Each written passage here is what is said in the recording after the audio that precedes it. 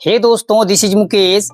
कभी कभी हम लोग अपने डे टू डे लाइफ में ऐसे सेंटेंसेस को बोलते हैं जहाँ पर हम लोग कहते हैं देखते ही देखते शाम हो गई, देखते ही देखते 5 बज गया, देखते ही देखते भीड़ जमा हो गया वहाँ, देखते ही देखते सब ठीक हो जाएगा, चिंता मत करो, देखते ही देखते वह यहाँ से गायब हो गई। तो ऐसे सेंटेंसेस को इंग्लिश में बोलने के लिए किस स्ट्रक्चर का यूज किया जाता है? Let me tell you. And before knowing the structure, हम लोग जानते हैं देखते ही देखते। इस फ्रेज के लिए हम लोग इंग्लिश में यूज करते हैं in no time, in no time. अब देखते हैं इसके कंप्लीट स्ट्रक्चर को।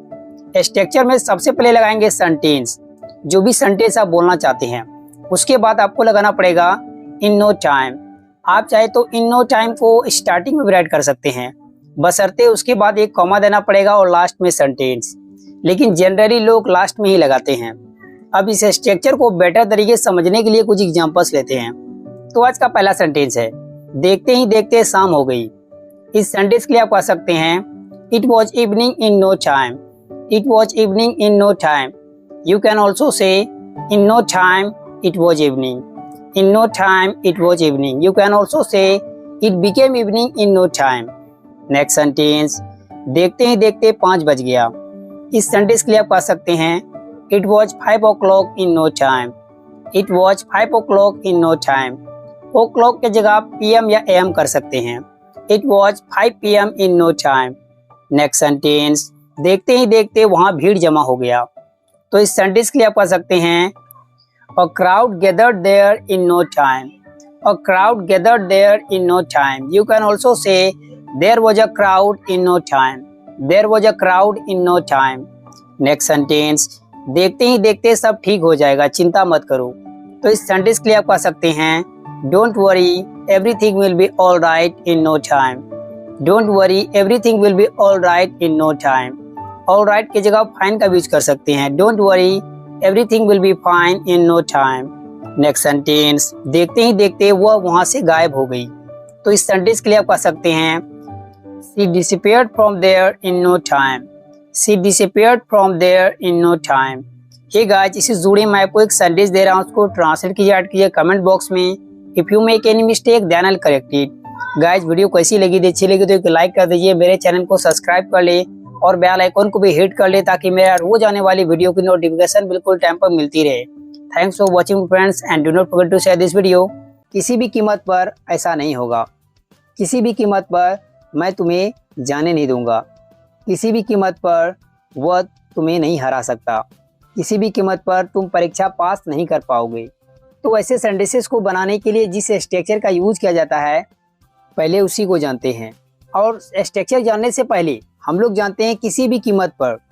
इस फ्रेज के लिए आप इंग्लिश में कह सकते हैं eight any cost, eight any cost. Cost की जगह प्राइस भी लगा सकते हैं, एट एनी प्राइस। जो दोनों बेटर है, जो भी आपको अच्छा लगे उसका यूज कीजिए। एट एनी कॉस्ट लोग ज़्यादा यूज करते हैं। अब इसको सेंटेंसेस के एंडिंग में, सेंटेंसेस के स्टार्टिंग में, दोनों जगह लगा सकते हैं। स्टार्टिंग में लगाइएगा तो आपको छोटा सा कमा देना पड़ेगा, उसके बाद कंप्लीट सेंटेंस। अगर सेंटेंस को पहले लिखते हैं तो उसके बाद एट एनी कॉस्ट या एट एनी प्राइस लगा सकते हैं। अब इसको बेटर तरीके से समझने के लिए कुछ एग्जांपल्स लेते हैं। तो आज का पहला सेंटेंस है किसी भी कीमत पर ऐसा नहीं होगा। तो इस सेंटेंस के लिए आप कह सकते हैं eight any cost this won't happen, at any cost it won't happen या this won't happen, this will not happen या it will not happen। Next sentence, किसी भी कीमत पर मैं तुम्हें यहाँ से जाने नहीं दूंगा। तो इस सेंटेंस के लिए बोलेंगे I won't let you go from here at any cost, I won't let you go from here at any cost, या नहीं तो at any cost I won't let you go from here। Next sentence, किसी भी कीमत पर तुम्हें हराया नहीं जा सकता। इस सेंटेंस के लिए बोलेंगे you can't be defeated eight any cost, you can't be defeated eight any cost या एट एनी प्राइस। यहाँ पर आप डिफीटेड की जगह बिटन भी लगा सकते हैं, क्योंकि मॉडर्न में हराने के लिए बीट वर्ब का भी यूज किया जाता है। You can't be beaten at any cost. Next sentence, किसी भी कीमत पर तुम उसे यहाँ से जाने मत देना। इस सेंटेंस के लिए बोलेंगे don't let him go from here at any price, don't let him go from here at any price. Next sentence, किसी भी कीमत पर तुम परीक्षा पास नहीं कर पाओगे। तो इस सेंटेंस के लिए आप कहिएगा you won't be able to pass the exam at any cost. You won't be able to pass the exam at any cost. Hey guys, इसी जुड़े मैं आपको एक सेंटेंस दे रहा हूँ, उसको ट्रांसलेट कीजिए कमेंट बॉक्स में। If you make any mistake then I will correct it. Guys, how did you find my video? If you really like video, please like, comment and subscribe, and do not forget to share the video.